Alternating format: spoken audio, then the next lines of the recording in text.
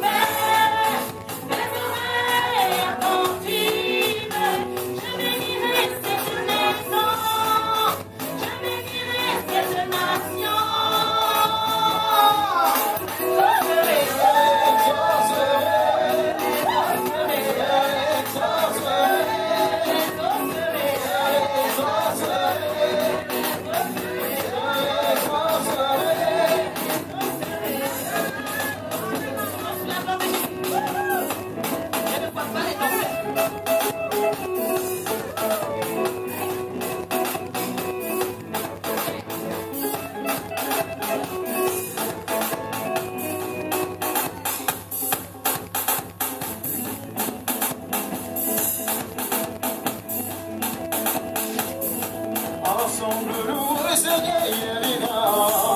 Ensemble louer Seigneur, il vivra. Ensemble louer Seigneur, il vivra.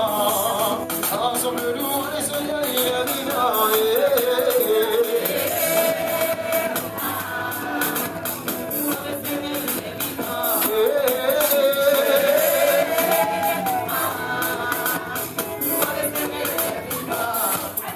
Ensemble acclamons le Seigneur, il vivra.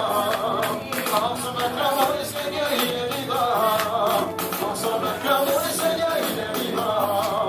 Ensemble acclamons le Seigneur, il vivra.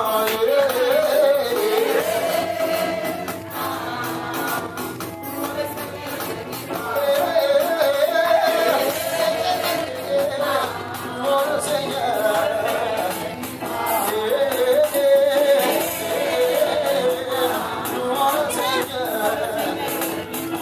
Danse la gloire de Jésus, tout le monde. Sur la face, sur la face. Danse la gloire de ton Dieu.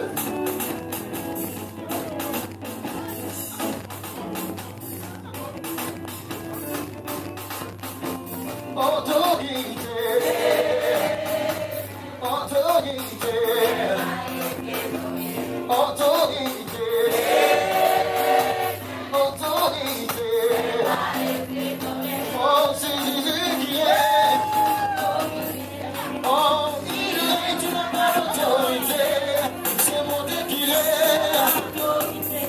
Oh, il est autorité. Autorité sur l'échec. Autorité sur le cinéma. Autorité sur le chômage. Autorité sur la sorcellerie.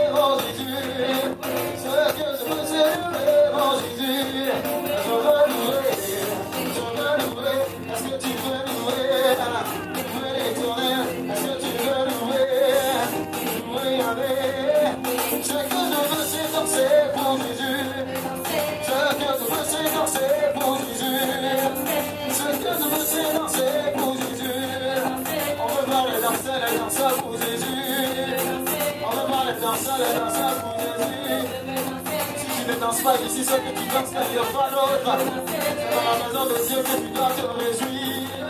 Je veux danser, je veux danser, je veux danser. Ils sont où les danseurs, ils sont où? Je veux danser, je veux danser, danser, danser, danser, danser. Oh, je veux danser, danser, danser. Je veux danser, danser, à danser pour Yahvé, à danser pour Yahvé, à danser pour l'Éternel, à danser, danser, danser, danser. Oh, je suis de danser pour Jésus. Je fais si bien de danser pour Jésus. Je fais si bien à danser le nom de Jésus. Il veut danser, il veut danser, il veut danser, il veut danser, il veut danser, danser pour son Dieu, danser pour Yahvé, danser pour l'Éternel. Oh, le vrai ange va danser pour Jésus. Ange va danser pour Jésus. Ange va danser pour l'Éternel. Il veut danser,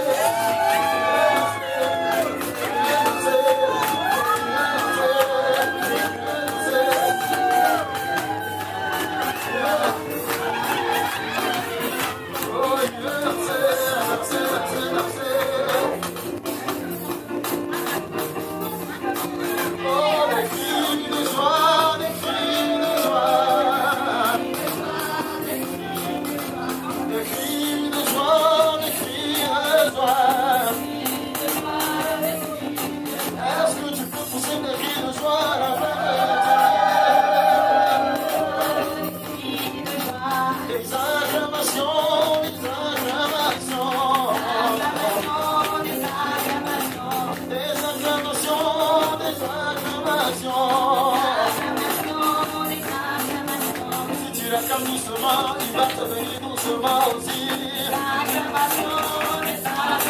Oh, des sons de joie, des sons de joie. Des sons de joie, des sons de joie. Oh, Jésus, je veux te louer, je veux t'adorer, je veux te louer, louer ton nom, bénir ton nom.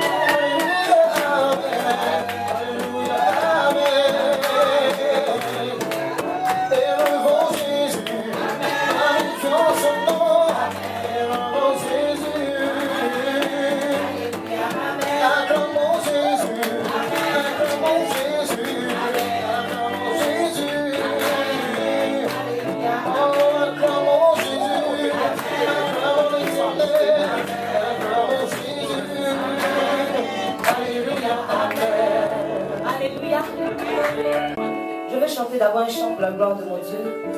Ce chant qui dit qu'en Christ ma vie est assurée. Alléluia. C'est une façon pour moi de dire à Satan, éloigne-toi de mon chemin. Parce que le chemin est déjà tracé avec Jésus.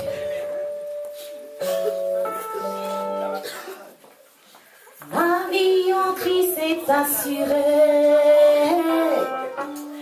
Éloigne-toi de mon chemin.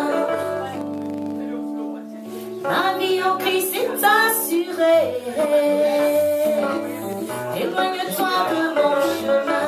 Je dis va-t'en, Satan, va-t'en, va-t'en, Satan, va-t'en, Satan, loin de moi. Je dis allez, va-t'en, Satan, va-t'en, va-t'en, va-t'en, Satan, loin de moi. Depuis que je l'ai connu,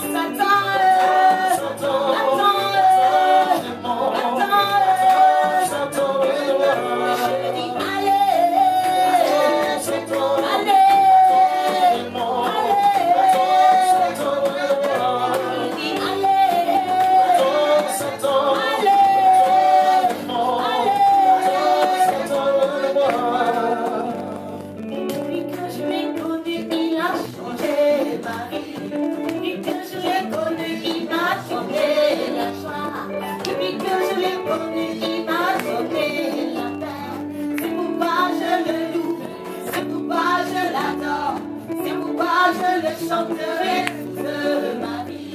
C'est pourquoi je le loue, c'est pourquoi je l'adore, c'est pourquoi je le chanterai toute ma vie. Jésus t'aime, aimes-tu toi aussi? Jésus t'aime, t'aime, t'aime, t'aime, aimes-tu toi aussi?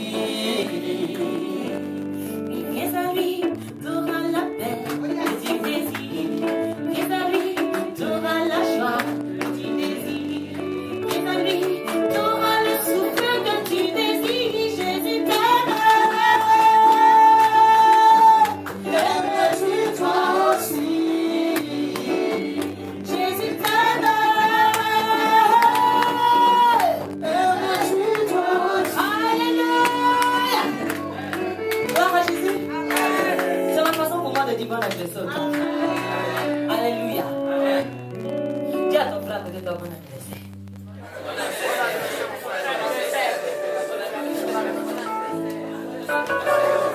L'anniversaire.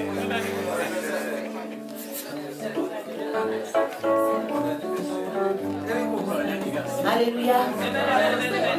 Il y a quelque chose de nouveau qui commence. Amen. On peut s'asseoir dans la présence de Dieu. Alléluia. Je vous salue tous dans le nom de Jésus. Soyez les bienvenus. C'est la maison de votre Père, donc c'est votre maison. Sentez-vous à l'aise. Je sais qu'on est déjà à l'aise. Amen. Qui a son épée ce matin? Brandis-la. Je vois des mains et des épées. Alléluia. Que le nom du Seigneur soit béni. Nous allons prendre nos Bibles dans le livre de Josué, chapitre 1, verset 1 à 11.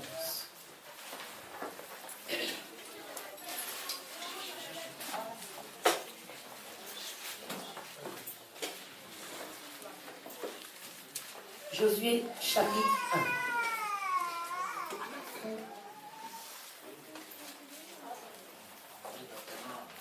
1. Verset 1 à 11. Josué, chapitre 1, verset 1 à 11. Nous allons baisser tout doucement les têtes pour recommander ce moment à Dieu. Lui demander lui-même d'ouvrir notre esprit, que nos cœurs soient disposés à recevoir sa parole, que cette parole puisse porter du fruit en nous. Certainement, tu es venu avec un besoin. La parole de Dieu est la solution pour toi. C'est pourquoi nous allons vraiment élever la voix pour recommander toutes choses à ce Dieu-là. Merci Seigneur. Viens prendre la première place, Jésus. Viens te glorifier, Père. Viens te manifester dans nos vies. Viens agir puissamment. Nous voulons te laisser toute la place, Père éternel, mon bon, et te demander, Seigneur, de prendre l'assistance de toutes choses. Que la chair et le sang se taisent de cet instant, et que l'esprit de révélation prenne la première place. À toi l'honneur, à toi la louange, dans le nom de Jésus-Christ de Nazareth, je prie. Amen. Amen. Amen. Il y a quelqu'un qui a dit tout à l'heure, on va à Canaan. Amen. Josué, chapitre 1, verset 1 au verset 11. Je lis la parole de Dieu. Après la mort de Moïse, serviteur de l'Éternel, l'Éternel dit à Josué, fils de Nun, serviteur de Moïse, Moïse, mon serviteur, est mort. Maintenant, lève-toi, passe ce Jourdain, toi et tout ce peuple, pour entrer dans le pays que je donne aux enfants d'Israël. Tout lieu que foulera la plante de vos pieds, je vous le donne comme je l'ai dit à Moïse. Vous aurez pour territoire depuis le désert et le Liban jusqu'au grand fleuve, le fleuve de l'Euphrate, tout le pays des Hétiens et jusqu'à la grande mer vers le soleil couchant. Nul ne tiendra devant toi tant que tu vivras. Répète avec moi que nul ne tiendra devant moi tant que je vivrai. Je continue la lecture. Je serai avec toi comme j'ai été avec Moïse. Je ne te laisserai point. Je ne t'abandonnerai point. Fortifie-toi et prends courage. Dis, mon âme, fortifie-toi et prends courage. Car c'est toi qui mettras ce peuple en possession du pays que j'ai juré à leur père de leur donner. Fortifie-toi seulement et aie bon courage en agissant fidèlement selon toute la loi que Moïse, mon serviteur, t'a prescrite, ne t'en détourne ni à droite ni à gauche, afin de réussir dans tout ce que tu entreprendras. Que ce livre de la loi ne s'éloigne point de ta bouche. Médite-le jour et nuit pour agir fidèlement selon tout ce qui est écrit. Car c'est alors que tu auras du succès dans tes entreprises. C'est alors que tu réussiras. Ne t'ai-je pas donné cet ordre? Fortifie-toi et prends courage. Ne t'effraie point et ne t'épouvante point, car l'Éternel ton Dieu est avec toi dans tout ce que tu entreprendras. Est-ce que quelqu'un saisit cette parole pour moi? Josué donna cet ordre aux officiers du peuple. Parcourez le camp et voici ce que vous commanderez au peuple. Préparez-vous des provisions. Dis avec moi, préparez-vous des provisions. Car dans 3 jours, vous passerez ce Jourdain pour aller conquérir le pays dont l'Éternel, votre Dieu, vous donne la possession. Amen. Dis à quelqu'un à côté de toi, fais tes provisions. Alléluia. Je ne t'ai pas vu. Dis à ton frère à côté de toi, fais tes provisions. Dis-lui encore, fais tes provisions. Alléluia. Aujourd'hui, le thème de mon message, c'est fais tes provisions. Alléluia. Fais tes provisions. On va définir d'abord c'est quoi les provisions. Alléluia. Le dictionnaire dit, c'est pas la Bible qui a dit. Provision signifie assemblage de choses nécessaires. Amen. À la subsistance, à l'entretien, à la protection d'une personne. Alléluia. Aujourd'hui, le Seigneur te dit, fais tes provisions. Alléluia. Prends ce qui est nécessaire à ton entretien, à ta protection. Alléluia. Pourquoi est-ce que j'ai donné ce terme? Parce que quelque chose m'a beaucoup impressionné. Vous voyez que le message a commencé par des promesses. Alléluia. Mais avant d'atteindre ces promesses, le Seigneur demande à Josué de dire au peuple de se préparer, de faire leurs provisions. Parce que dans 3 jours, ils iront conquérir le pays. Alléluia. Pourquoi le peuple devait faire ses provisions? Aujourd'hui, tous nous faisons des provisions chez nous. Alléluia. Quelle est l'utilité des provisions? La première chose que j'essaie de voir dans la Bible, c'est que lorsque tu fais tes provisions, tu ne manques pas de nourriture. Alléluia. Dieu te dit, fais tes provisions. Vous savez, j'aime bien ce message de Noé dans l'arche. Le Seigneur avait demandé à Noé de faire une arche. Il lui a donné les mesures, les dimensions, tout ce qu'il fallait. Mais avant de monter dans cette arche, le Seigneur a demandé à Noé. Il lui a dit, Noé, prends des provisions auprès de toi, afin que cela te serve de nourriture, à toi et aux animaux qui seront avec toi dans l'arche. Amen. Alléluia. Parce que je me suis toujours demandé, comment Noé a fait pour rester 40 jours au moins, avec les lions dans l'arche? Alléluia. Comment se fait-il que les animaux ne l'ont pas mangé? Et le Seigneur m'a dit, c'est parce qu'il avait de quoi donner à manger. Alléluia. Aujourd'hui, je veux dire à quelqu'un, fais tes provisions. Bien aimé. Vous savez, quand tu ne fais pas tes provisions, avant d'aller où le Seigneur t'attend, c'est très dangereux pour toi. Tu risques d'être tellement affamé que tu risques de manger celui qui est à côté de toi. Aujourd'hui, vous vous plaignez dans les assemblées. Les gens escroquent. C'est vrai, nous allons voir à la suite du message le déroulement de l'appel. Pourquoi certaines personnes sont obligées de manger dans la main de d'autres? Parce qu'elles n'ont pas pris le temps de faire leurs provisions avant d'aller en mission. Alléluia. Aujourd'hui, Dieu te dit, fais tes provisions. Pour qu'à un moment donné, tu ne sois pas en train de survivre, mais que tu vives. Alors, si quelqu'un le comprend ce matin, Dieu t'a certainement appelé. Il y a un temps mort entre le temps où Dieu t'appelle, le temps où tu réponds pour dire qu'est-ce que tu veux que je fasse, et le temps où tu agis. Et entre ces temps-là, il y a la partie où tu dois faire tes provisions. Alléluia. Donc aujourd'hui, je te dis, fais tes provisions, bien aimé. Même si tu es appelé au ministère, fais tes provisions. Sinon, tu risques d'être un requin dans l'œuvre de Dieu. Alléluia. La deuxième chose que j'essaie de voir dans la Bible, on fait des provisions pourquoi? Pour être épargné de la mort. Alléluia. Vous allez comprendre pourquoi je dis cela. Dans le livre de Jérémie 41, verset 8, la Bible nous parle d'Ismaël, le fils de Netania. Alléluia. Il est venu assassiner un certain Guédalia. Guédalia était celui que le roi de Babylone avait établi comme gouverneur du pays en ce temps-là. Ismaël est venu, il a tué Guédalia. Il a tué les Juifs qui étaient autour de Guédalia.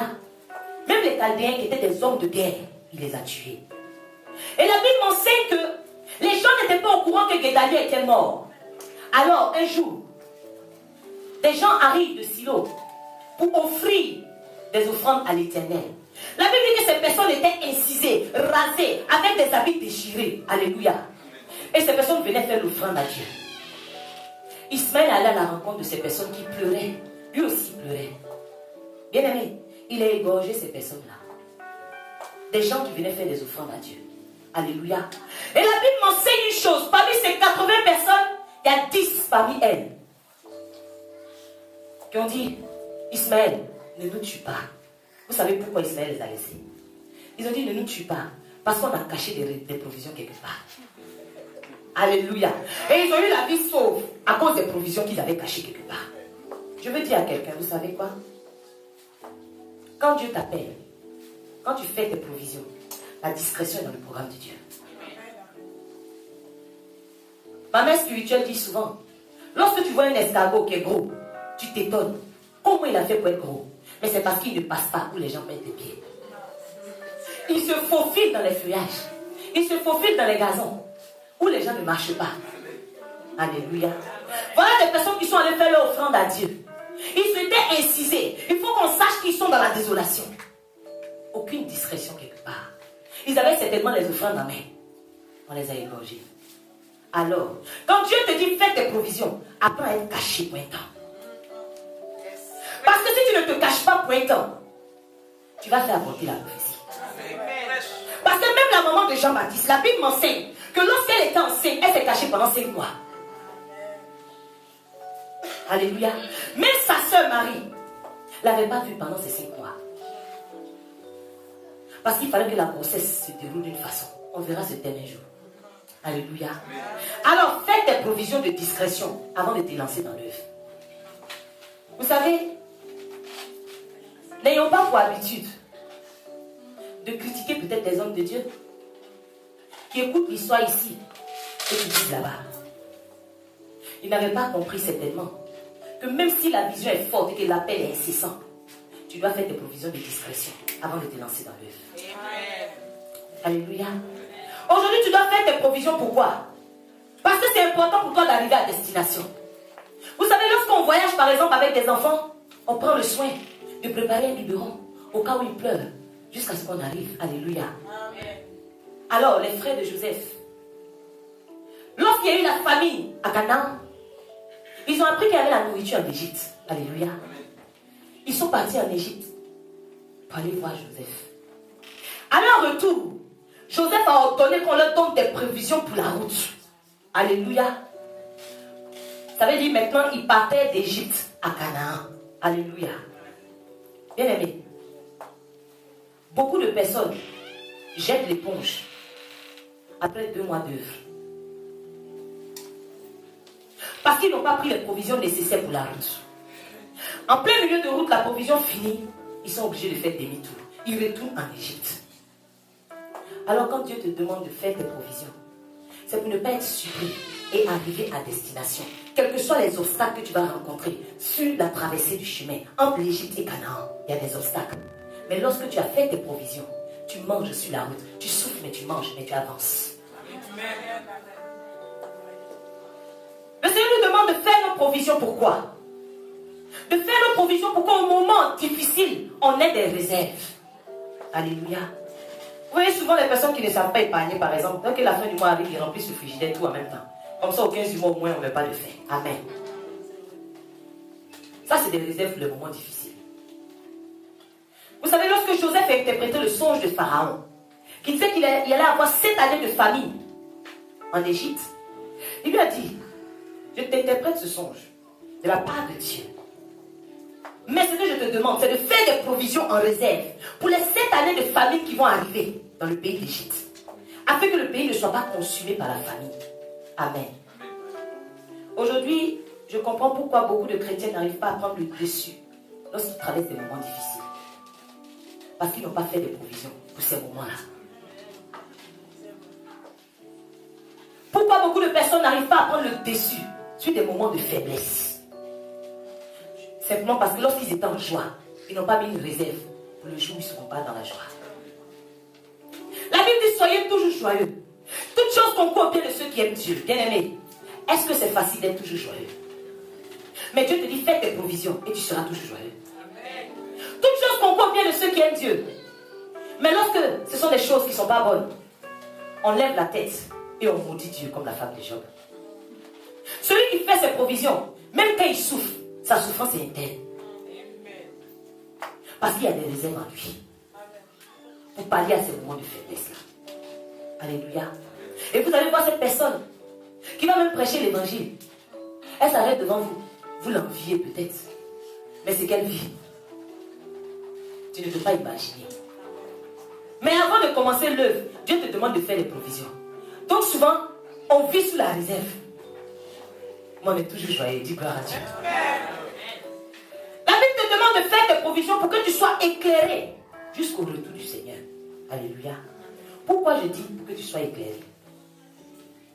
Il y a des moments dans la vie d'un enfant de Dieu où tu dors. Ce n'est pas un péché de connaître un moment de faiblesse où tu baisses les bras. Le péché, c'est de dormir longtemps. Alléluia. Parmi les 10 vierges, les 5 vierges folles et les 5 vierges sages. Les sages avaient des provisions. Alléluia. Mais quelque chose d'impressionnant dans ce message, parce que la Bible déclare qu'à un moment donné dans la nuit, elles ont dormi elles toutes. Malgré qu'elles étaient sages, elles se sont assoupies. Alléluia. Donc tu peux avoir un niveau spirituel. Tu peux connaître vraiment une ascendance avec Dieu. Mais un petit moment de faiblesse peut arriver dans ta vie. Alors lorsque tu fais tes provisions, tu sais prendre le dessus au moment opportun. Tu marches parce que tu es éclairé. Tu marches dans la vérité. Vous savez pourquoi beaucoup de personnes commencent bien l'œuvre? Je disais la dernière fois qu'il y a une soeur qui dit, en ce moment tu viens de commencer, tu ne mens pas encore. On peut t'envoyer des armes. Parce que quand vous durez un peu, vous commencez à mentir. Vous pensez que tout le monde a commencé faux? Non. Les gens ont bien commencé. Mais pourquoi en route ils ont dérapé? Parce qu'ils n'avaient pas suffisamment de provisions pour être éclairés et marcher dans la vérité jusqu'à la destination. Alléluia. Maintenant, je demande à quelqu'un de faire ses provisions pour une raison.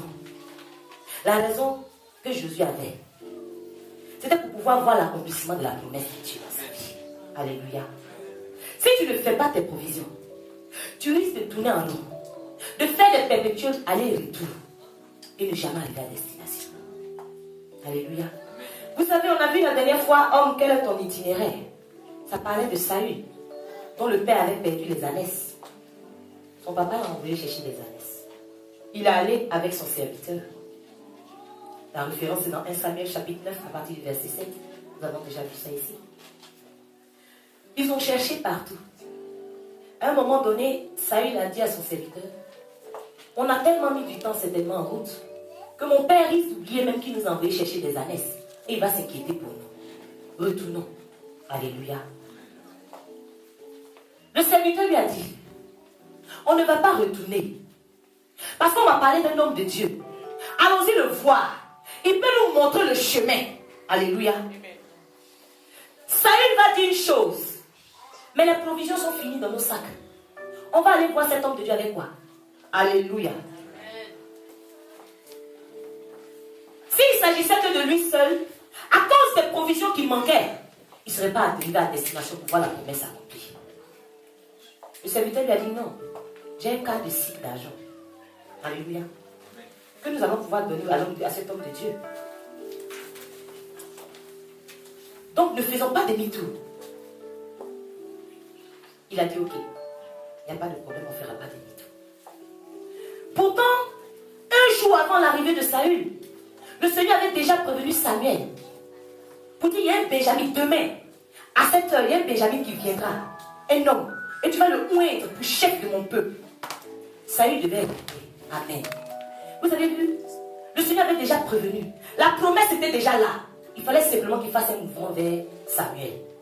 Mais à cause des provisions, il était prêt à faire demi-tour, à donner dos à la promesse. Alléluia. Dieu te dit aujourd'hui que le temps où tu dois posséder est arrivé. Le temps où tu dois régner sur tes ennemis est arrivé. À toi de faire des provisions. Pour ne pas que cela t'empêche d'atteindre l'accomplissement. Nous parlons de provisions depuis. Il y en a qui ont envie de me dire, mais de quelle provision même il s'agit?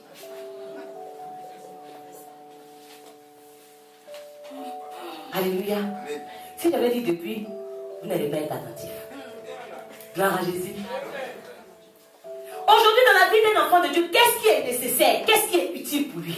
La Bible dit, tout m'est permis, mais tout m'est pas utile.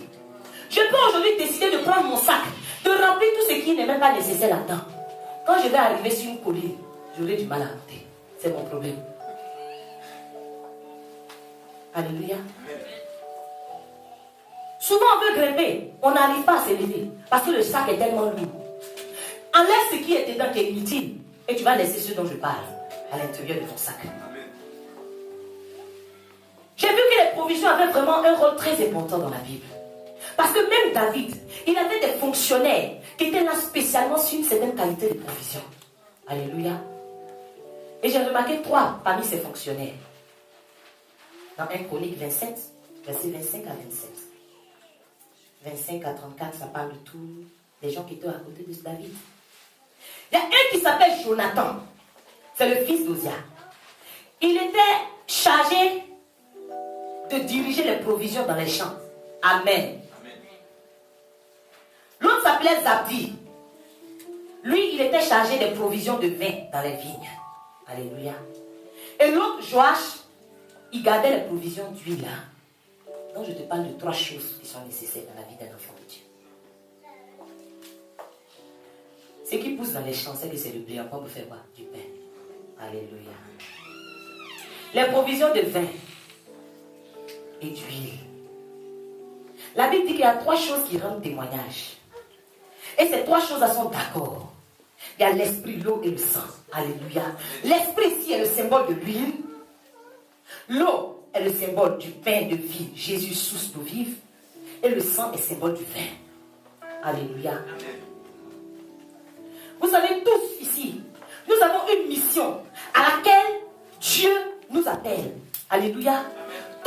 Chacun ici. Peut-être que tu l'ignores, mais chacun de nous a une mission. Alléluia. Et derrière cette mission est rattachée des promesses. Alléluia. La mission de Josué, c'était de passer le Jourdain avec tout le peuple. En passant le Jourdain, il avait pour mission de faire entrer le peuple dans le pays de Canaan. Voilà sa mission qu'il avait. Alléluia. J'entends souvent dire que lorsque Dieu donne une vision, il donne la provision qui va avec. Alléluia. J'ai besoin que tu changes de langage ce matin. Alléluia. Beaucoup de personnes disent cela. Dieu donne une vision. Le Seigneur donne la provision qui va avec. Bien aimé. Si tu as une vision, que tu attends que Dieu te donne les provisions, tu vas attendre longtemps. Parce que si Dieu lui-même, il voulait faire les provisions pour que le peuple passe. Il a dit, voilà, tout est déjà fait. Mets sur ton dos et traverse le Jourdain. Donc beaucoup de personnes attendent le temps de Dieu. Que Dieu dise, oh, il est temps. Pour se lancer dans l'œuvre. Dieu ne m'a pas encore parlé. Attends qu'il vienne mettre la provision dans tes mains et tu vas aller le servir. Alléluia. On ne commence pas par la mission. Tout part de la vision que Dieu te montre. Alléluia. Josué avait une vision. Il était le serviteur de Moïse. Il a vu tout ce que Dieu a fait au peuple d'Israël. Il a vu tout ce que Dieu a fait à les mains de Moïse. Il avait vu des grandes choses. Mais est-ce que vous pensez que c'est le jour où Moïse est mort, le lendemain il s'est levé lui-même? Vous dites, quand Moïse est mort, j'étais à côté de lui, mon temps a sonné. J'ai tellement appris auprès de lui que mon temps a sonné. Le Seigneur a laissé, Dieu a fini d'enterrer Moïse lui-même. Il est venu régler le cas de Josué maintenant. Il dit maintenant que mon serviteur Moïse est mort. Lève-toi maintenant. Il va permettre au peuple de conquérir le pays. Je dis que tout part d'une vision parce que même Jacob, il avait une vision. Et tout est parti de la vision de l'échelle qu'il a eue. Là, il a dit, voici la porte des cieux. Alléluia. Est-ce que vous pensez que lorsque Jacob a rencontré, a vu le Seigneur lors de cette vision, il est parti directement retrouver ses frères? Non, il n'est pas retourné dans la maison de son père automatiquement. Il n'est pas retourné directement. Il a attendu. Il a attendu d'abord que Dieu lui parle. Alléluia. Il a marché avec Dieu pendant un bon moment. Et après Dieu lui a dit, je suis le Dieu de Bethel, où tu as oint un monument et que tu as fait un vœu.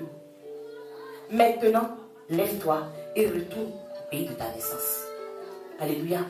Je vais te dire une chose. On ne se base pas sur une vision pour commencer une œuvre. Alléluia.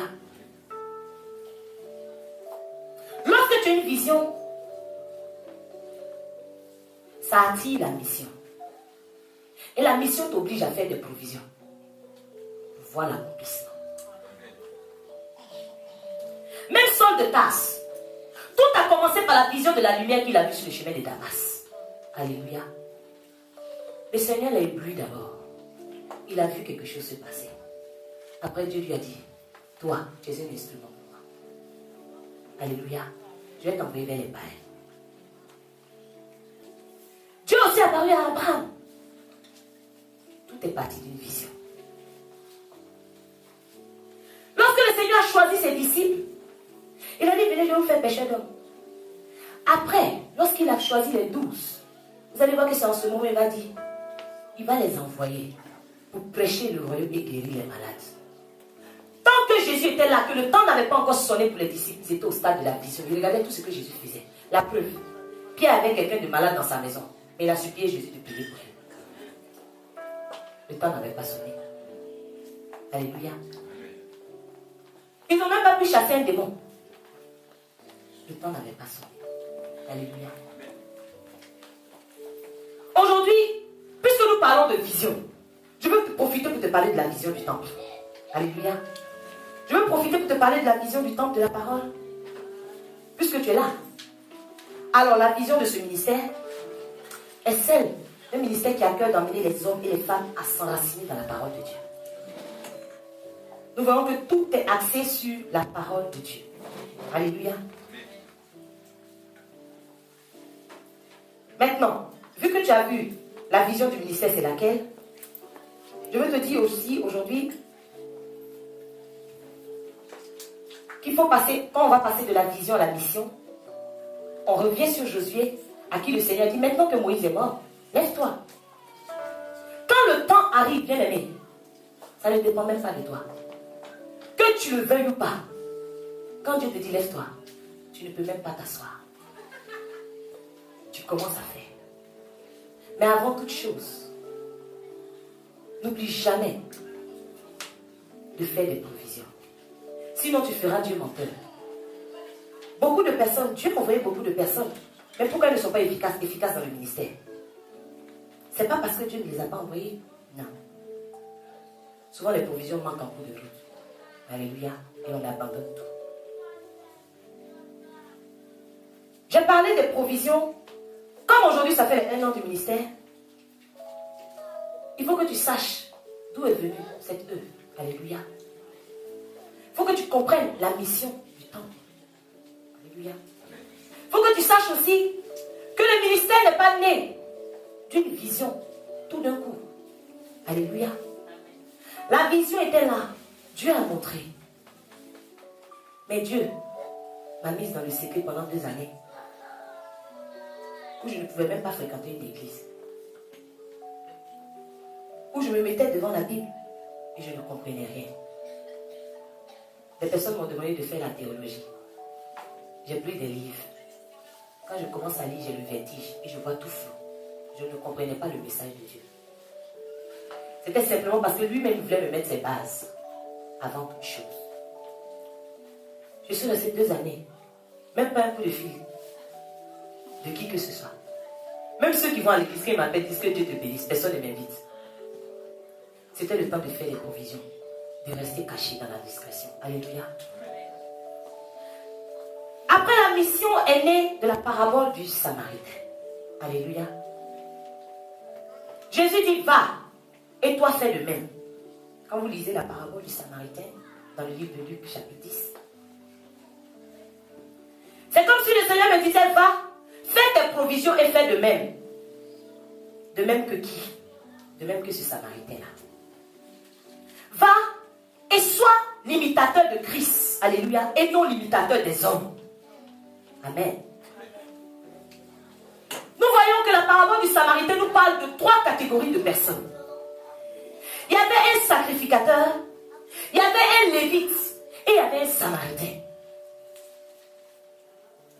Le Samaritain ici est simplement l'image de Christ. Alléluia. Christ est venu, il n'avait pas de titre. Quand il a demandé même à ses disciples, on dit que je suis qui? Les gens disent que tu es un prophète. D'autres disent qu'il dit non, vous-même, vous dites que je suis qui? Laissez ce que les gens pensent de moi. Vous qui marchez avec moi, vous me voyez comment? Et c'est ainsi que Pierre a dit, tu es le Messie, tu es le Christ. Il a dit ça, si ce n'est pas mon Père qui t'a révélé ça, tu ne pouvais jamais m'appeler comme ça. Alléluia. Aujourd'hui, nous voyons que Jésus est venu sans titre. Alléluia. Il n'était pas archibishop. Il n'était pas apôtre, je ne sais quoi. Alléluia. Il est venu simplement. Mais ses actes ont parlé de lui. À cause de ce qu'il posait comme acte dans la vie des gens. S'il a guéri quelqu'un aujourd'hui, dit lui c'est mon médecin. Alléluia. S'il a sauvé quelqu'un, dit c'est mon sauveur. À cause de ses actes, nous lui a donné un nom. Alléluia. Un nom qui avait déjà été écrit au ciel. Il a suffi simplement que lui pose des actes super pour mettre en exergue ce nom-là. La Bible dit que le sacrificateur a vu un homme qu'on avait frappé. Les brigands avaient frappé quelqu'un. Et ce monsieur était couché à demi-mort. Le sacrificateur qui était destiné vraiment à toucher les choses saintes, qui avait ce titre-là. La Bible dit qu'il passait par hasard. Je demande est-ce que le hasard existe avec Dieu? Le hasard n'existe pas avec Dieu. Il passait par hasard par le même chemin. Le lévite aussi, il passait par hasard. Il passait aussi dans ce lieu. Le sacrificateur a vu cet homme qui était couché par terre. La Bible déclare qu'il passa outre. Amen. Le lévite l'a vu. Il passa outre. Mais lorsque le Samaritain a vu cet homme, il fut ému de compassion. Qu'est-ce que ces 3 personnes avaient en particulier? Il a dit, Seigneur, qu'est-ce qu'elles avaient en particulier? Le Seigneur dit, la particularité de ces 3 personnes, c'est que les 3 ont vu le monsieur couché par terre. Alléluia. Donc les 3 étaient au stade de la vision. Ils avaient une vision. Alléluia. C'est pour cette raison qu'ils se sont retrouvés sur le même chemin. Amen. Donc il n'y a pas de hasard avec Dieu. C'est vrai, par moment, on pense qu'on est peut-être dans des endroits au hasard. On n'est pas là au hasard. On est là peut-être que le temps n'a pas sonné. On est là, on pense qu'on est en vadrouille. Mais assieds-toi. Attends que Dieu te dise maintenant, lève-toi. C'était le temps de ce Samaritain-là. C'est pour cette raison qu'à cause des provisions qu'il avait, il était ému de compassion. Aujourd'hui, je vais te dire une chose. Il faut arrêter de regarder les titres. Vous savez, aujourd'hui, l'ennemi sait tellement que les enfants de Dieu aiment les titres qu'il utilise ceux qui ont des titres pour nous choquer. Si quelqu'un qui ne connaît pas Dieu te fait du mal, en quoi est-ce que ça va te mettre en parole avec Dieu? Ce qui nous fait mal, c'est pas que Dieu soit offensé, mais c'est que quelqu'un qui porte le nom de Dieu fasse ça, mais qui t'établit juge. Dieu dit, s'il tombe, moi-même Dieu, je vais le relever. Aujourd'hui, beaucoup de personnes vont arrêter de partir dans des assemblées parce que l'homme de Dieu est comme ci, parce qu'il ne vit pas une vie comme ça. Bien aimé, quand le Seigneur viendra, il aura sa part, mais toi aussi, tu auras ta part, parce que tu es resté chez toi. Le Seigneur dit, va et fais de même. Va et fais de même. Fais comme Christ. Sois à l'image de Christ. Ne regarde pas un homme comme ton modèle. Parce que si tu vois l'idéal en un homme, tu seras déçu. Quand tu vois un homme, vois quelqu'un qui a été créé à la ressemblance de Dieu. Et vois au-delà de ce que les yeux physiques doivent voir. Je dis souvent, quelqu'un qui prêche pour avoir de l'argent, quelqu'un qui ne vit pas une vie de sanctification, qui vient s'arrêter sur la chair pour dire Jésus-Christ revient bientôt. En quoi est-ce que Christ est moins annoncé? Christ n'est pas moins annoncé. Parce que ce péché, à cause de lui, quelqu'un peut rentrer à la maison, se repentir et donner sa vie au Seigneur. Vous pensez que Jésus ne va pas accepter cette âme-là? Restez là et critiquer. Pendant que lui, dans son péché, il fait le travail de Dieu.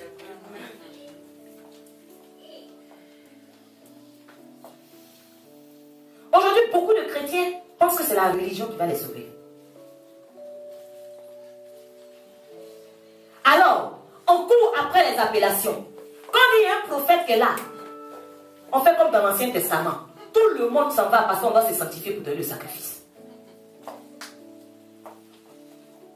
J'entends des gens dire, où tu vas prier là, ta spécialité c'est quoi? Ma spécialité c'est la parole de Dieu. Et c'est la meilleure des spécialités. La meilleure prophétie qu'on peut balancer sur ta vie, c'est ce qui est écrit là. Aucune prophétie ne doit t'étonner parce que tout est écrit. Quelqu'un va te dire, Dieu dit de te dire que tu seras béni. Mais tu m'as rien dit mon ami, parce que depuis la création, je suis béni. Yes. Si tu savais les promesses qui étaient attachées à ta vie, tu n'allais pas courir après les promesses. On aime les titres. On court après les titres. On a l'image de ceux qui ont des titres. Le père spirituel a l'image de son fils. Le fils a l'image du père spirituel. Parce qu'il n'a vu aucun autre modèle. Mais le Seigneur me dit, moi, toi, va et fais de même que le Samaritain. Va et sois à ma ressemblance et non à la ressemblance d'un homme. Tu arrives aujourd'hui dans une église, par exemple, africaine. C'est les mêmes rituels. Alléluia. Et donc, lorsque toi aussi tu es africain, on trouve peut-être que tu n'es pas normal. Pourquoi tu ne fais pas pareil? Pourquoi tu ne fais pas ta modération comme on a l'habitude de faire il y a 20 ans? Christ ne faisait pas les choses comme ça dictées, mais il faisait les choses par révélation. On ne peut pas faire les choses dictées. Aujourd'hui, quelqu'un peut arriver, va dire la modération, on va rigoler du début jusqu'à la fin. C'est parce que le Seigneur a demandé qu'on fasse ça. Beaucoup vont être choqués.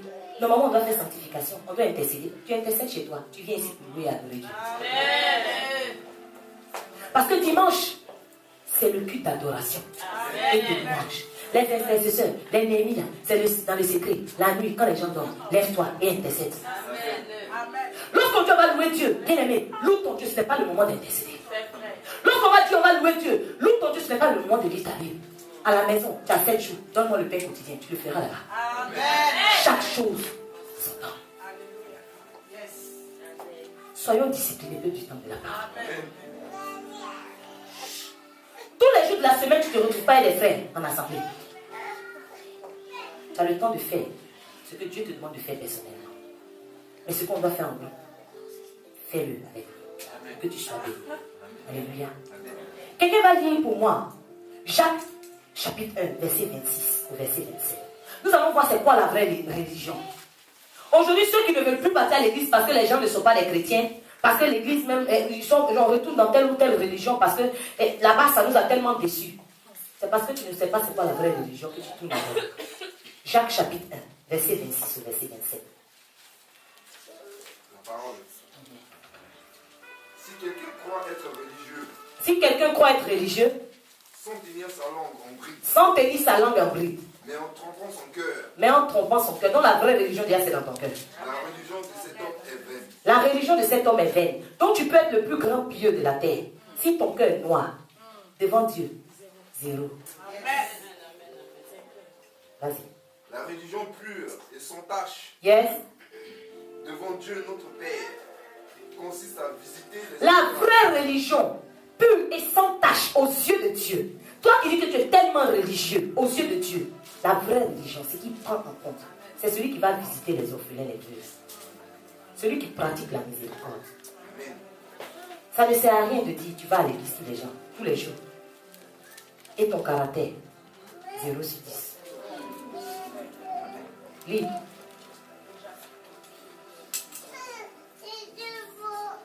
Consiste à visiter les orphelins et les veuves dans les afflictions. Dans les afflictions. Celui qui dit qu'il est vraiment comme Dieu veut, lorsque quelqu'un est dans l'affliction, il est capable de le soutenir là-dedans. Mais aujourd'hui, on va à l'église, dans les moments d'affliction, c'est là-bas même qu'on nous enfonce. On rentre avec la joie, on ressort plus déprimé qu'avant. Tu rentres marié, tu ressors célibataire. Tu rentres riche, tu ressors pauvre. C'est quoi la vraie religion? Alors, vous qui ne comprenez pas ces choses-là, qui n'avez pas la notion de la vraie religion, Vous vous basez sur ce que vous voyez pour donner dos au Seigneur. Si tu es dans ce cas, bien aimé, comme tu dis, ressaisis-toi. Si tu étais encore toujours déçu, tu n'es pas encore mort. Tu ne sais pas c'est quoi la vraie religion. Parce que celui qui sait c'est quoi la vraie religion, lorsqu'il arrive quelque part, il ne voit même pas un homme en face de lui. Seulement tu peux t'asseoir. Lorsqu'il arrive dans une assemblée, ce que la personne a porté, ce qu'elle n'a pas porté, mais c'est ce qui sort de la bouche, il saisit. Il n'a pas le temps de faire des commentaires. Parce qu'il sait c'est quoi la vraie religion. Aujourd'hui, je me suis dit, Seigneur, c'est vrai, le Samaritain s'est arrêté. Mais est-ce que s'il n'avait pas de provision, il pouvait s'arrêter? Le Lévite n'avait pas de provision malgré son titre. Le sacrificateur aussi n'avait pas de provision. Vous savez, on ne peut pas aujourd'hui démontrer qu'ils avaient eu la compassion simplement parce qu'ils n'ont pas posé des actes. Mais même le plus méchant, quand il voit quelqu'un qui est blessé, au moins il a pitié. Ils l'ont vu, ils ont eu pitié mais n'ont pas pu faire quelque chose parce qu'ils n'avaient pas de quoi le consoler. Alléluia. Vous comprenez maintenant pourquoi vous fuyez des endroits. On voit votre souffrance, personne ne vous console. Ce que vous trouvez de bon à dire, c'est que Dieu ne l'a pas appelé. Non, Dieu l'a appelé, il est peut-être au stade de la vision. Dieu l'a appelé, peut-être que tu es arrivé au moment où ses provisions sont finies. Vous savez, c'est important qu'on parle réellement. Parce que vous savez, quelqu'un peut servir Dieu. Il peut avoir n'importe quel genre de caractère. Si toi tu le critiques, Dieu va te frapper de lèpre. Parce que ce n'est pas toi qui l'as appelé. Moïse avait une colère, tu ne peux pas imaginer. Il a cassé les lois, les tables de la loi. Son frère et sa soeur se sont trompés. Il a dit pourquoi il a pris Dieu. Ça, une femme en danger. Sa soeur eut la lèpre. Dieu n'a pas épargné Aaron. Pour lui, comme il était un sacrificateur, le Seigneur ne met pas à nu ses sacrificateurs, il lui a donné une lèpre interne. On verra ça un jour. Alléluia. Donc si tu étais encore avec le nom d'un homme de Dieu sur le bout de tes lèvres, bien aimé, laisse son nom là où tu as pris son nom. Quelqu'un peut être bizarre, mais Dieu fonctionne avec les gens bizarres. Quelqu'un peut être fou, Dieu il aime les fous, parce que ce qui est folie aux yeux des hommes, c'est une sagesse aux yeux de Dieu. Quelqu'un peut avoir un comportement que tu ne comprends pas. Dieu, tu ne peux pas le comprendre. Ce n'est pas une science. Alléluia. Même si tu es sorti de là-bas, on ne t'empêche pas de sortir. Mais quand tu sors, sanctifie ta langue et continue ton chemin. Beaucoup de personnes sont sous le poids de la malédiction aujourd'hui, vivant même dans la sanctification, simplement parce qu'ils ont levé la main sur un coin de l'Éternel. Parce qu'ils ont ouvert simplement la bouche. Pendant que tu es en train de critiquer, quelqu'un t'a choqué. Toi, tu es sorti de l'église. Lui, pendant que tu as donné d'eau, il s'est peut-être repenti. Et toi, tu continues dans ton péché. Lui, il est passé à autre chose. Et le Seigneur viendra te trouver comme ça. Laissez le nom des serviteurs de Dieu, s'il vous plaît. Parce que si on fait la délivrance depuis que ça ne va pas, il faut qu'on comprenne un peu qu'il y a une faille quelque part. Si tu vas dans l'église de quelqu'un, que sa vie ne te plaît pas, sors de son église, laisse-le. Ce n'est pas toi qui l'as appelé. On ne t'oblige pas à rester là-bas. Le jour où tu constates quelque chose qui ne te plaît pas sur ma vie, reprends-moi dans la douceur. Si tu vois que je ne change pas, va intercéder pour moi dans le secret. Mais ne parle pas avec moi. Je te le dis dans l'amour du Seigneur. Parce que chacun connaît son intimité avec Dieu. Personne n'est supérieur à quelqu'un. Mais chacun a sa particularité aux yeux de Dieu.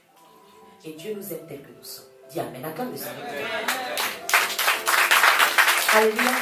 La Bible dit que le Samaritain, je reviens sur le message. Les visages ont changé. La Bible dit que le Samaritain s'est approché de ce monsieur-là, qui était couché par terre. La Bible dit quoi? Au commencement était la parole. Tu ne peux pas t'approcher de quelqu'un sans lui parler. Amen. Comment il a su qu'il était blessé? Parce que c'était m'a dit, mais qu'est-ce que tu fais là, mon frère? La parole. Est-ce que, dans la situation de cet homme-là, c'est de la parole dont il avait besoin seulement?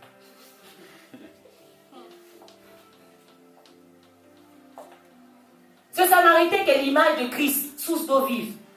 Il est venu certainement, peut-être que ce monsieur avait soif. Il lui a donné à boire, mais la soif étant étanchée, il fallait gérer le problème des plaies. Là, on a vu que les provisions des champs ont dû intervenir, le pain. Alléluia. Le Samaritain avait du pain dans son sac, qui était la parole de Dieu. Amen. Amen. Les provisions que le Seigneur te demande de faire, bien aimé, la parole de Dieu. Un chrétien ne peut pas être efficace s'il ne connaît pas la parole de Dieu. Satan va te donner des révélations puissantes. Il va dire que Dieu te parle. Mais tout ce qui n'est pas fondé sur la parole vient du diable. Tu vas beau prophétiser, et ce sera la vérité, ce sera la divination. Tu vas même dire ce que les gens ont mangé hier. Les gens vont tomber. Mais tu ne connais pas un minimum de la parole de Dieu. La femme qui suivait Paul, ceux-ci sont les fils, sont les enfants de Dieu. C'était un python qui parlait. Pourtant, elle avait dit la vérité. Alléluia. Donc aujourd'hui, ce n'est pas qu'on veut juger, mais lorsque quelqu'un parle et que tu sais le peser spirituellement, tu sais si ce qu'il dit vient de Dieu ou pas. Quand il n'y a pas un minimum de il est écrit, passe à côté. Amen. On sait que l'homme ne vivra pas de pain seulement. Voilà une situation en face de laquelle on était confronté. Le monsieur est blessé, il n'a pas besoin de pain. Tu lui as donné du pain, mais il souffre. Amen. Jacques dit quoi? Si ton frère ou ta soeur manque de nourriture de chaque jour, et que l'un d'entre eux vient dire, ah, on va en paix, chauffe-toi, rassasie-toi, et que ne lui donne pas ce qui est nécessaire, à quoi ça sert? Alléluia. Tu viens devant moi ici pour dire vraiment, c'est tellement difficile, même pour manger à la maison. Et je te dis, vraiment, le Seigneur va ouvrir les écrits des cieux. Mais il va passer par toi pour les ouvrir. Dieu passe par un homme.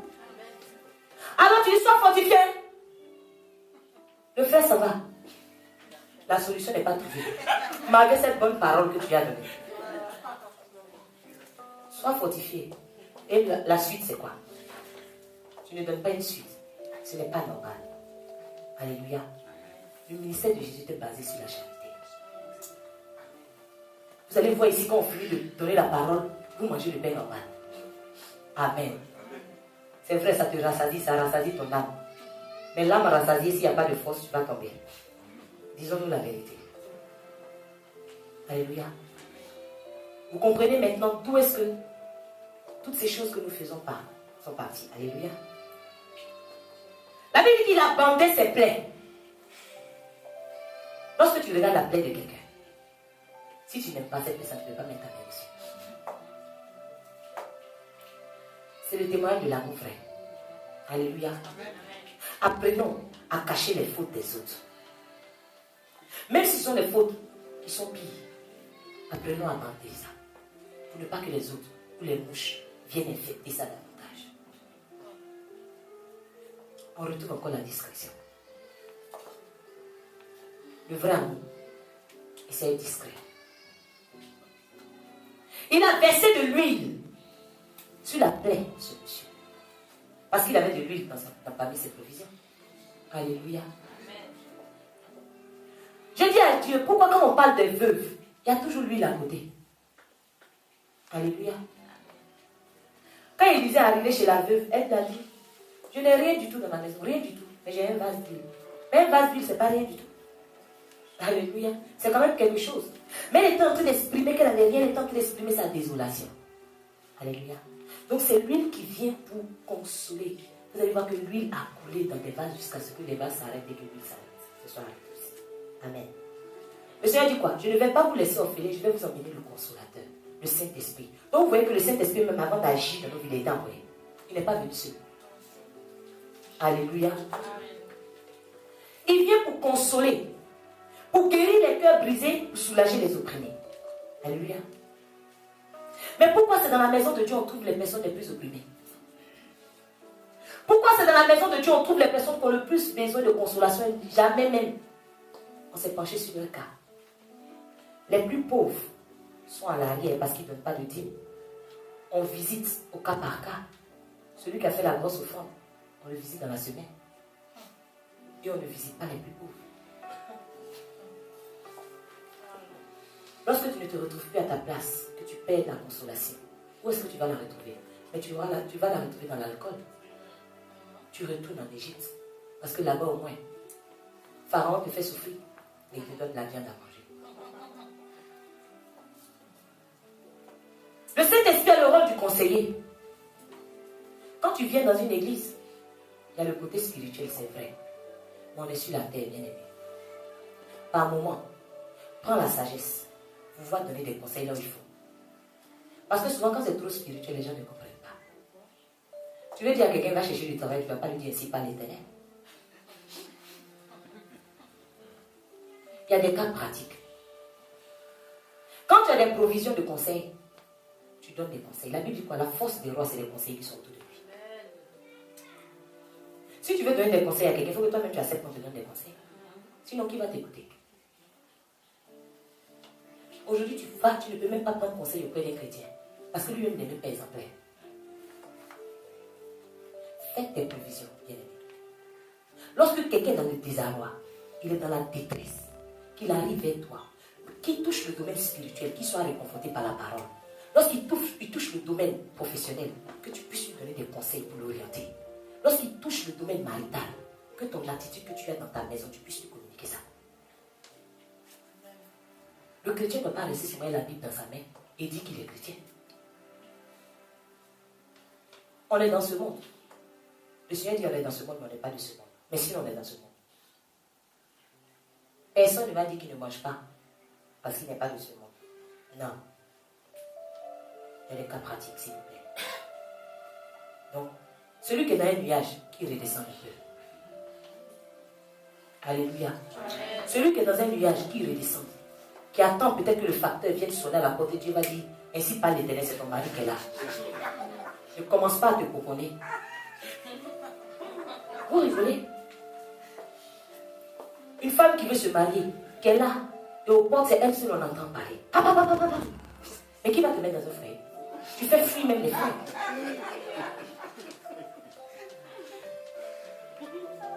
La Bible dit que c'est mieux d'être seule qu'une femme querelleuse. Et commence à avoir l'attitude d'une femme qui est dans un foyer et que tu attires le mariage à toi. Tu cherches du travail, tu vas prophétiser, tu vas intercéder. Arrête d'intercéder. Il faut libérer le réseau. Envoie des CV.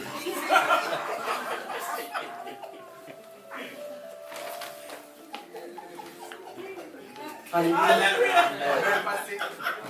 Amen. Gloire à Jésus. Tu as besoin d'attirer quelqu'un. Quand tu viens au temple de la parole, parfume-toi comme il faut. Quand je fais la bise, seul aura envie de te rencontrer demain.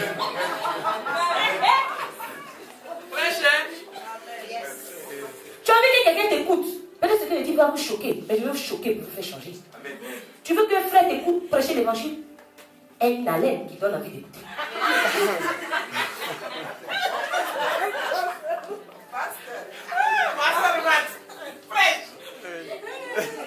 Toutes ces choses-là, on ne va pas écrire ça dans la Bible. Tu es le temple du Saint-Esprit. Il y a un minimum. Quand tu passes, c'est un parfum de bonne odeur, tu dois laisser. Mais qu'est-ce qui se passe? Si c'est un démon qui te donne une odeur, commence par mettre un parfum d'abord. Si ça ne change pas, on verra que c'est un démon.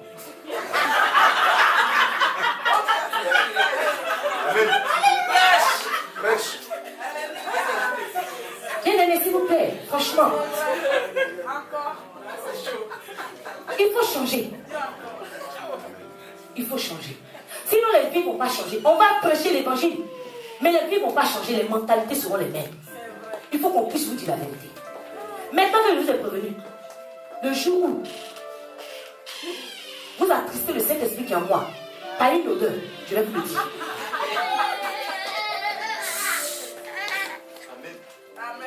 Au moins, nous sommes avertis. Alléluia. Si tu préfères que quelqu'un du dehors te dise ça, continue. Il n'y a pas quelqu'un qui va dire qu'il ne sait pas ça.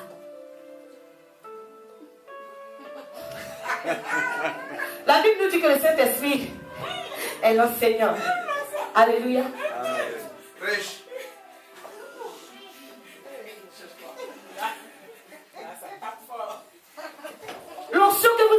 dessus. C'est cette onction-là qui vous enseigne. Alléluia. Tu n'as pas besoin que quelqu'un vienne te dire quoi que ce soit. Bien aimé, tu te mets devant le Seigneur. Seigneur, je ne comprends pas ça. L'enseignant par excellence. Lorsque tu as fait tes réserves d'huile, tu verras s'il ne va pas te donner la révélation des choses cachées. La Bible dit que le Saint-Esprit convainc du péché. Ce n'est pas normal qu'un enfant de Dieu soit dans le péché et que ça ne lui dise rien. Je vous dis souvent ici, même les pauvres n'ont pas accepté que le démon qui est quitté dans le fou entre en eux, ils se sont suicidés. Ils se sont jetés par la falaise. On préfère mourir que le démon reste dans notre corps. Mais le chrétien aujourd'hui n'a même pas honte de se promener et de taper sa poitrine avec un corps rempli de souillure. Mettez-vous à côté du pauvre. Il a refusé qu'un esprit reste dans son corps. Lui-même qui est destiné à ça, qui est un animal impur. Et toi qui es destiné à être l'image de Christ. Tu trempes ta main dans le péché et ça te dit rien. Tu viens même chanter à l'église, ça te dit rien. Tu es assis parmi les gens, l'assemblée des saints, ça te dit rien. Tu n'es même pas gêné. Apprenez à vous gêner. Parce que si vous n'apprenez pas à vous gêner, le jour où le Seigneur ouvre mes yeux encore pour me montrer la vie de quelqu'un, il sera humilié. Parce qu'il y a des esprits qui partent par l'humiliation. Une personne qui vole, tu l'appelles, tu le mets ici, tu lui dis voleur, c'est fini.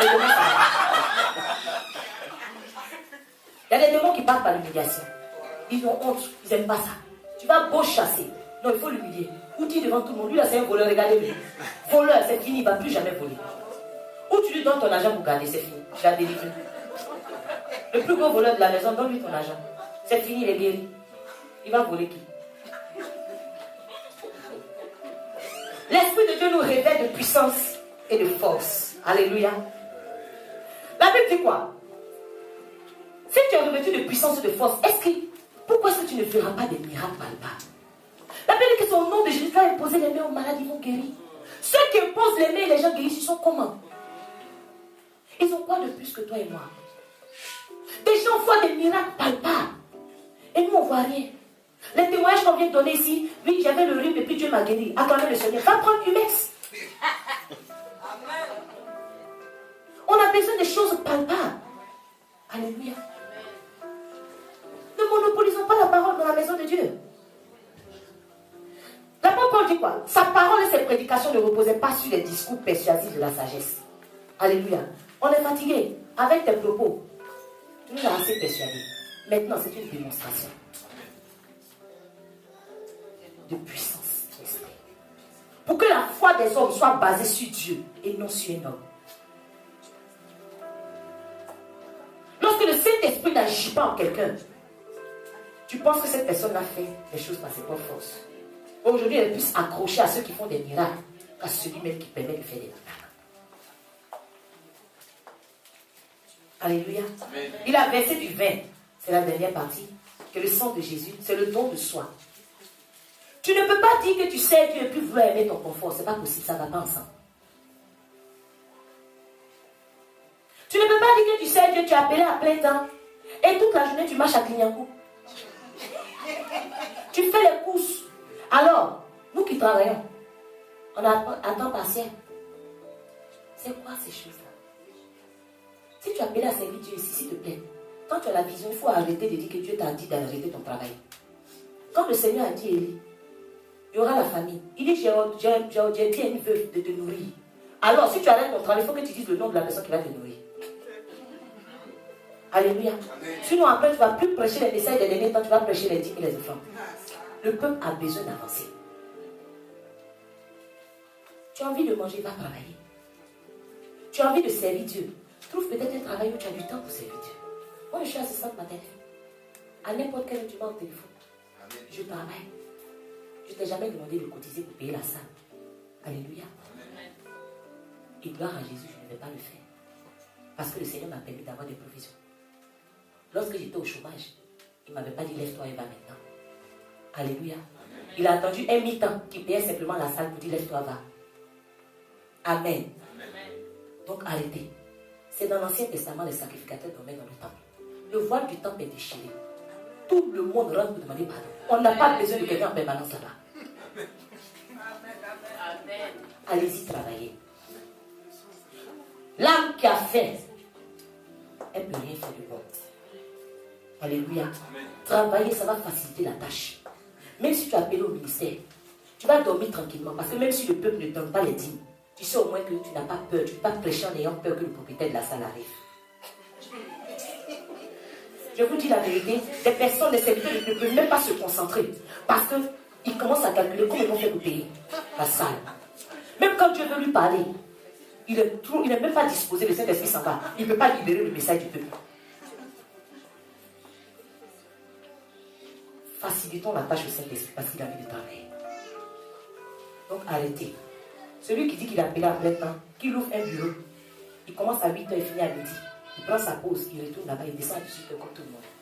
Mais qu'il ne soit pas accueilli en courant, on ne prophétise pas là-bas. La prophétie, c'est pour l'assemblée. Amen.